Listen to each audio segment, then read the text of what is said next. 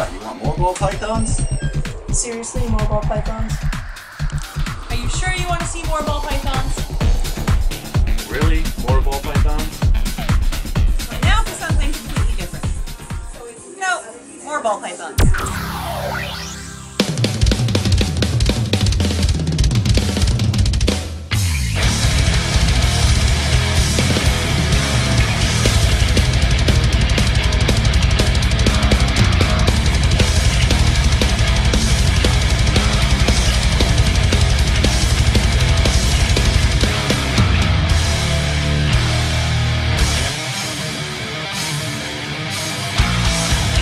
Alright, so right now it's August 1st.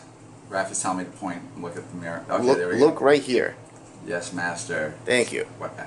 And so anyways, it's August 1st, so we're at the beginning of really kind of getting going as far as hatching stuff. I got some cool stuff that's hatched but hasn't shed, so you know, the one thing is when you're hatching this stuff, you come out, they got that weird look, and we want to kind of get them feeding and get them looking their best so they really show off. But I'm going to switch gears here, and I'm just going to clarify a couple things, because we see this, Lucifer this, Lucifer that. I really like the Lucifer project. It's doing a lot of cool things. It made something really cool last year. We're just trying to figure out exactly why, so hopefully this year we're going to be able to repeat the process. But I'm going to show you a couple things.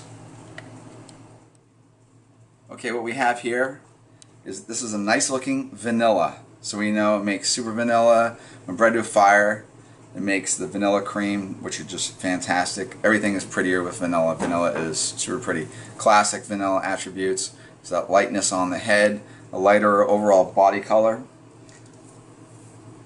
Pretty much the belly is normal. But you know, definitely nice snake. Whole complex, the fire, the disco, everything. Okay. Let's add this. This is a Lucifer. I haven't really made many Lucifers by themselves. This year I'm hatching out a few. Okay, this is a Lucifer. In this case, this animal is younger than this, and this animal is already lighter. It's already showing a bit more of its color and stuff. Lucifers have a clear belly. They have a nice light head. Sometimes they have like a little line down the head, but pretty much it's the same kind of flavor as vanilla. In this case, I just think this happens to be, these guys are prettier. I'm going to show you something else, which is a little, this is a little Lucifer. This is, you know, one shed Lucifer. Belongs to who? This is, Raffy's got his name on this one. See the belly? This is absolutely what Lucifers do. They got this thick marking on the belly, and as they get a little bit older, they really start coloring up. And the head will turn light and everything. Alright, this guy right here, this is a Lucifer fader. And it's really weird. Lucifer, you can change the pattern apparently pretty easily. And this fader type stuff is doing some weird stuff. So we get this clear belly. We get the fader, which goes over the back. We got this awesome belly. You see that, right? So then if we take that and we start, this gets very confusing. Okay, so we take Lucifer, fader, yellow belly, and you get this fader yellow belly. It's actually, we call it bling yellow belly. I don't know if you can tell. There's orange all along here. So there's orange and white. So it's going to be a really weird looking snake, and this classic and definitive fader mark. You can start just seeing. Here's like a poor example of a yellow belly fader. It's not even a really good one. Here's another one of these guys.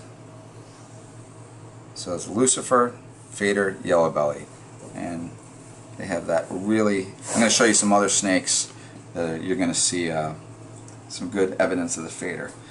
Then you start adding pastel to it. I love how it breaks everything up on the sides. You seeing that? These snakes after they shed are really gonna show their stuff. Yep, there it is, a world first. All right, I know you guys are totally blown away. What the hell is that? It's awesome. That's a coffee. Coffee, yeah, it's a new thing. It's going to be a codom. Coffee is, see, once again we got the telltale side, you know, fading blaze, whatever. Can you see that?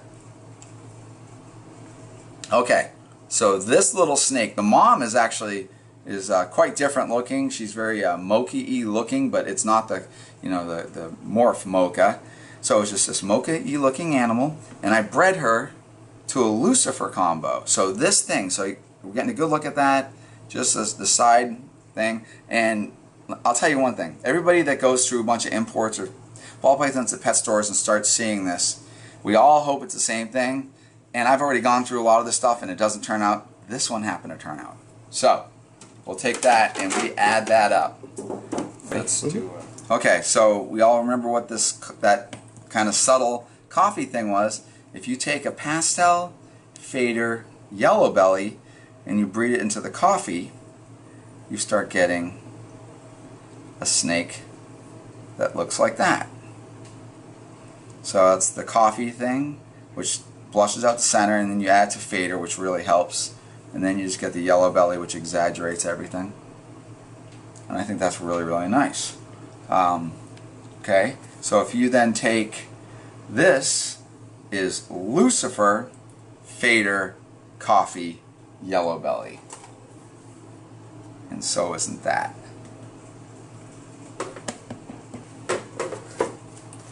Those are real cool. Those are gonna so this is gonna basically be like the same kind of thing when we're talking about vanilla creams. So the Lucifer lined up with the coffee, so we get something that's gonna act like a super stripe, a vanilla cream, a highway, a puma, and we actually have some more genes on this. But you can see really what the fader's doing a lot of cool things. Color's different. I like the little line on the head. So that little subtle coffee thing really made it up well with the Lucifer. So I just basically, you know, it's showing that you can get lucky with Dinker projects. So take those morphs and you add pastel to it. Ooh. Wow. Grab that one, Kevin, and bring it closer, please. Yeah.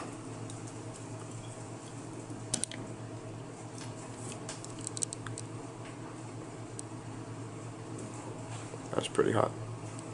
So if you see that, and then you just take the Lucifer out, you get that. Okay, so this one over here is No Lucifer. the same thing, but no Lucifer, and then Yes. this is adding. Wow. Yeah, and just like this is that without the pastel. Pretty interesting, man. Alright, so we're just changing gears a little bit. This is Hidden Gene Woma Granite, and that's the ghost. So hypomelanistic Hidden Gene Woma Granite. And this is the same thing, we just add yellow belly to it, which is quite nice. The ghost project really frustrates me in a lot of, I mean, I like ghosts just by themselves. Some things they do great combos, like pinstripes and spiders making honeybees and pin ghosts. They're beautiful, but some things like bumblebee ghosts and whatnot, even pastel ghosts, I'm not a huge, you know, fan of. I think we can, you know, do better things. But the ghost is tricky. You just got to make sure you match it up. But you can see the yellow belly in that. It's actually really pretty. Why don't you grab that one, this one over here on your hand, and bring it up closer so they can see it better.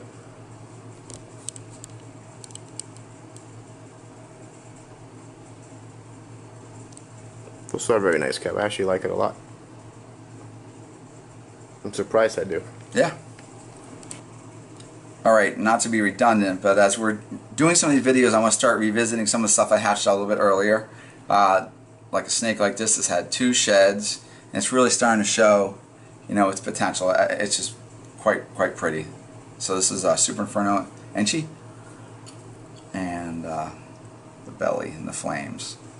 I think we all aspire to make beautiful flames, and I think this is definitely a good combo to make those kind of flames we want. Did you name this one the Flamer Ball? No, that's one of your... It's one of my combos? Yeah. Thanks. Alright, this one's a Hidden Gene Woma Granite combo. I'm not saying... Wait, what do you mean combo? What? It's something else to it. What is it? I'm not saying just yet. Why not? Because I'm playing. And come on. I'll say thank you to Jason Rossi, Herper Pere, and he did his interview with me. I listened to it the other day. It was I gotta tighten up on those uncomfortable pauses, but he was great to deal with, and nice guy. So thank you. Great way to avoid telling me what this is, huh? Yeah, you like doing that? her parade when I'm asking you what this is. Absolutely. This is something cool to look at. But what's really nice, I definitely got a flame gene going on here. Wow. Alright, I know a bunch of people have already made these, but I am definitely known in my own mind for having some terrible luck. I've tried many times to make the bumblebee clown, by itself, and I haven't done very well, but I finally got it. This one's a girl, but I think she's still great anyways. Great combo. A lot of potential here. This is pre-shed, right? This is pre-shed, yeah. I just hatched this a couple of days ago, so as we were struggling to find snakes to photograph that were looking okay, we decided this one right here, because I'm pretty happy that I've done this. And I know everybody's like going, that's yesterday's news. Well, for me, it's been a long time. Alright, this one is a Killer Widow pin. They vary a little bit, but that's a super pastel, black pastel, pinstripe. Spider. Yes, I'm thinking about this. I'm like, yeah. What the heck was that? We have a visitor. Yeah. Who walked in the room. That's Crow Cheese. And didn't put his phone on silent, so now he gets the shot of shame right there. There it is. What else you got, Kevin? All right, everybody. Here's a doozy. Tell me what that one is. A Coral Glow pastel champagne. You're not supposed to. Yeah. I gotta admit, this is. I know. I'm not letting you keep everything secret. No. I wasn't trying to do that. John over Albinos Unlimited made. He beat me. Well, he did the banana pastel, banana pastel champagne, and I'm looking at it. I'm like, okay, yeah. So then I did the Coral Glow champagne pastel, and I hatched this, and I'm like, it looks like a leucistic snake almost. It's got red eyes and stuff like that. Actually, it's very well behaved for the camera, but. If there's any difference, I'm gonna put it on the champagne part, because I wholeheartedly believe that banana and Coral Glow are the exact same thing. Well, but you can sit here and talk That's about me, like though. lesser and butters and all different stuff. So it comes down to lines, lineage. I'd probably say I think the banana one is more impressive, but this is only shed once, so we'll see what it does. But I don't think anybody would sit here and look at that and go, unless they knew the answer already. They knew exactly what it should look like, and that's not exactly what I was thinking.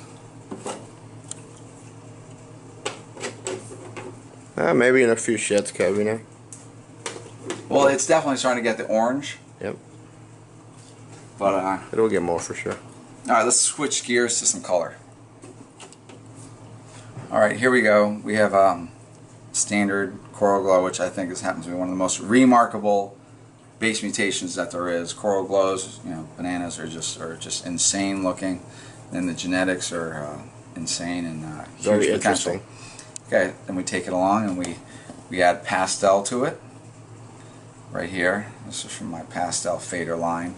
I think you're even getting some of it through here, and I'll show you what I can do with that. Like I said, the fader comes out in all different variations. Okay, so we got these two. Then let's take. Everybody likes this.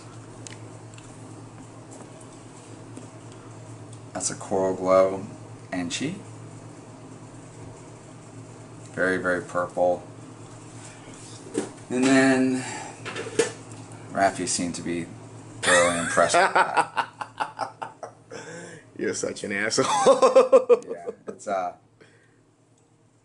so this is no, go ahead, say it. You say it. This is what happens when I work the fader gene into the Coral Glow, and it does this. You guys are just terrible. Kevin wants me to believe that is a pastel fader coral glow. That's what And that I is. say he's holding out on me, and he's got something that he won't tell me about. No. You That's- liar. That's not even the case. For The only sure. thing different on it is like possible head caramel or whatever you said. Yeah, but I do some of those. I think one of those other ones I just pulled out was that too. So this one right here is a pastel coral glow, Yep. and that's your pastel fader coral glow. Yep. And that one comes from the pastel fader coral glow. But the thing with faders, it comes out in all different variations. And as I start, getting deeper into it, it's starting to ramp up. You're seeing some of the fader stuff I'm making this year, and it's real severe. We're going to show you guys some more severe fader versions in the next view. Yeah, they just refused to shed, so we had to put something out there. Yeah. So next sure. part 3 will have those on it for sure. Yeah. But this is just keep people's attention and whatever, and get a couple cool looking things to stare at. Wow. Okay. Alright guys, that's it for New England Reptile Part 2, August 2012. Nope, I don't want August on there. It doesn't matter what month it was. Okay. We said that at the beginning. Okay. Alright guys, so that's it for part 2 of Ball Pythons at Nerd 2012. Still recording? Oh yeah. Alright guys, that's it for New England Reptile Part 2, 2012. Don't forget to check us out on Facebook /New England Reptile. And Why can't you just say facebook.com/New England Reptile? Okay. I'll do it again. Now you gotta I stand can't like stand the fact that she's sitting there. now you gotta stand like a boss. Yeah, okay. Alright. Alright guys, that's it for Part 2, New England Reptile 2012. Don't forget to check us out on Facebook /New England Reptile. No, facebook.com/. I had to say .com? Yes, because Okay. that's the address. Okay. Alright. This is great. Alright. Yeah, go. Alright guys. I'm gonna put the whole thing on the end too. This whole train wreck's gonna go on the end of it. I'll have Barbara say it. Go. Alright guys, that's it for Something. That's it for the thing that we recorded.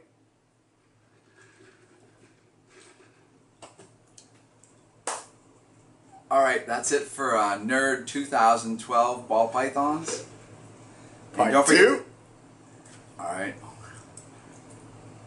Wow, this is terrible. Okay. Alright, that's it for New England Reptile Part 2, 2012. Don't forget to check us out on Facebook.com /New England Reptile. And I'll see you bitches next time.